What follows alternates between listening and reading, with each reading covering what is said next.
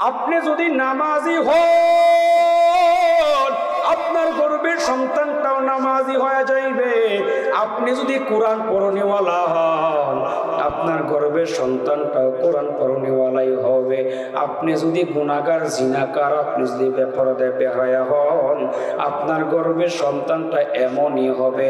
মা যা যা সন্তান গর্বে নিয়ে করবে সন্তানগুলো তাই হবে মার গর্ভ থেকে আসার পর। এ মুসলমান মা বোনেরা আমার, একটা ছোট্ট একটা ঘটনা আপনাদেরকে শোনায় দে। আল্লাহর এক ওলি, বহুত বড় একজন বুজুর্গ, খাজা মঈনুদ্দিন চিশতি রহমাতুল্লাহি আলাইহি, অনেক বড় আল্লাহওয়ালা। কেমন বড় আল্লাহওয়ালা জানেন? খাজা মঈনুদ্দিন চিশতি রহমাতুল্লাহি আলাইহি যেদিকে তাকাইতে ওইদিকে দলে দলে কাফেররা মুসলমান হইয়া যাইতেন। সুবহানাল্লাহ। খাজা মঈনুদ্দিন চিশতি রহমাতুল্লাহি আলাইহি যেই দিকে চক্ষুটা ঘুরাইতেন ওইদিকে দলে দলে কাফের বেঈমানরা কালেমা পড়িয়া ফলাইতেন, মুসলমান হয়ে যাইতেন। লক্ষ লক্ষ মানুষগুলো তার হাতে হাত দিয়া বায়াত গ্রহণ করেছেন। একদিন খাজা মঈনুদ্দিন চিশতি রহমাতুল্লাহি আলাইহি বাড়িতে চলে আসলেন। আসার পর মার ডাইকা বলে, ও মা শুনছেন নিকট কি কথা? ও মা, আপনার সন্তান আমি যেই দিকে তাকাই ওই দিকে হাজার হাজার মানুষগুলো বেঈমানগুলো কালেমা পড়ে পড়ে মুসলমান হয়ে যা। আপনার সন্তানের হাতে হাত দিয়া লক্ষ লক্ষ মুসলমান বায়াত গ্রহণ করে।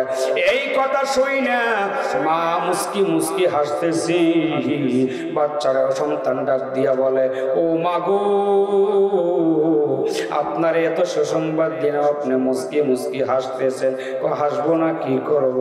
ও বাবা মঈনুদ্দিন, তুমি যেই দিকে তাকাও ওই দিকে কালেমা পড়ে মুসলমান হয়ে যা। কেন জানোনি?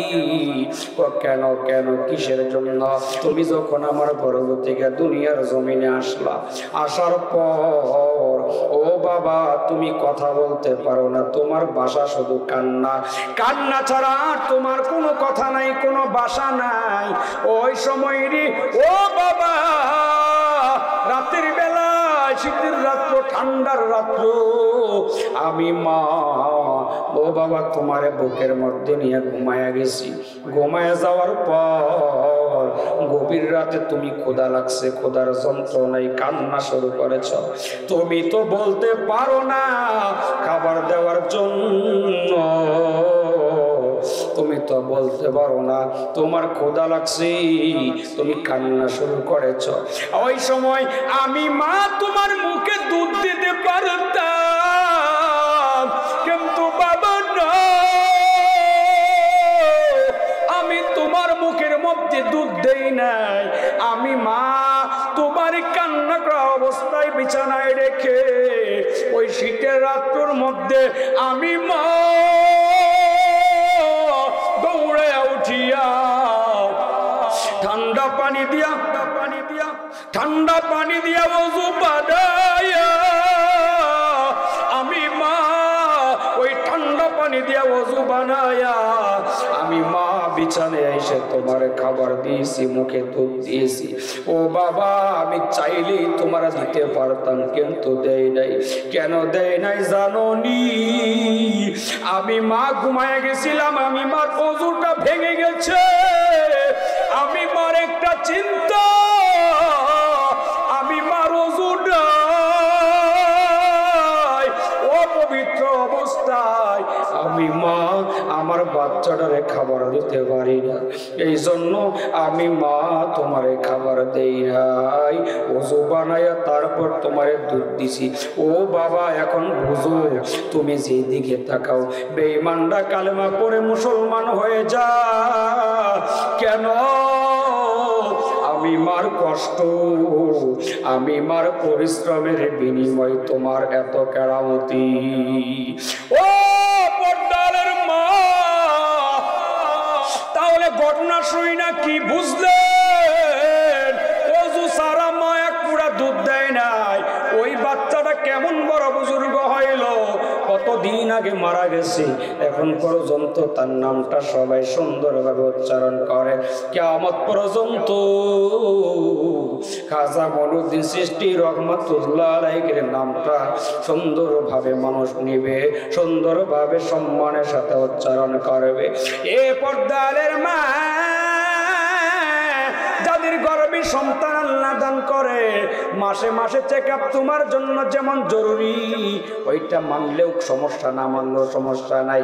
তবে মা বাচ্চাটা গর্ভে নিয়ে তোমার কাছে আবদার থাকবে একটাই, তুমি যদি বলো, তুমি যদি নিয়ত করো তোমার বাচ্চা বড় হইয়া তোমারে বাদ দিবে, খাবার দিবে, তোমার খোঁজ খবর নিবে, তাহলে তোমার কাজ হলো বাচ্চাটা গর্ভে নিয়ে তুমি সুন্দরভাবে চলাফেরা করা। কেমন করে চলাফেরা করবা জানোনি? এ পর্দারের মা বোনেরা, এখন তো মা বোনদের গর্ভে বাচ্চা চলে আসলে কি করে? শরীরটা খারাপ হয়ে যা, জ্বর জ্বর ভাব হয়ে যা, বমি বমি ভাব হয়ে যা, শরীরটা ক্লান্ত হয়ে যা, শরীরটা বড় দুর্বল। এমন অবস্থায় মা উঠতে পারে না, চলতে পারে না, বসতে পারে না। এমন অবস্থায় মা বিছানার মধ্যে শোয়া, হাতের মধ্যে একটা রিমোট নিয়া, ওয়ালের মধ্যে টেলিভিশন মনিটর লাগায় দিয়েছে, বিশাল বড় মনিটর, হাতের মধ্যে রিমোটটা নিয়া একের পর এক সিরিয়াল টিপতে টিপতে বের করতেছে। অর্ধলঙ্গ পোশাক পরিধান করা ওই সিনেমাগুলো দেখতেছে। নামাজ নাই, রোজা নাই, ওযু নাই, গোসল নাই, কোরআন তেলাওয়াত নাই। ওই যে সন্তানটারে গর্ভে নিয়া ওই মা ওই টেলিভিশনের মধ্যে 24টা ঘন্টায় তাকায় রইছে। ও মা, তুমি যে তোমার গর্ভে নিষ্পাপ বাচ্চাটারে নিয়া, তোমার গর্ভে নিষ্পাপ বাচ্চাটারে নিয়া তুমি যে ওই টেলিভিশন দেখতেছ, নর্তকীদের দেখতেছ, সিরিয়াল গুলা দেখতেছ, তোমার বাচ্চাটা গর্ভে থেকে ওই সমস্ত নোংরামিটা শিক্ষা মুখস্থ করিয়া দুনিয়াতে জন্মগ্রহণ করতেছে। ওই বাচ্চাটারে তুমি যতই সোজা করতে চাও, ওই বাচ্চা ভেঙে যাবে, মাঝখান দিয়ে সোজা হবে না। এ পর্দারের মা, বাচ্চাটারে যদি মানুষের মতো মানুষ যদি করতে চাও, গর্ভে আসার সাথে সাথে আল্লাহর কাছে দোয়া করতে থাকো। ইব্রাহিম আলাইহিস সালাম যেমন দোয়া করেছে, রব্বি হাবুলি মিনাস সলিহিন, রব্বি হাবুলি মিনাস সলিহিন। আল্লাহ আমার একটা নেককার সন্তান দান করো।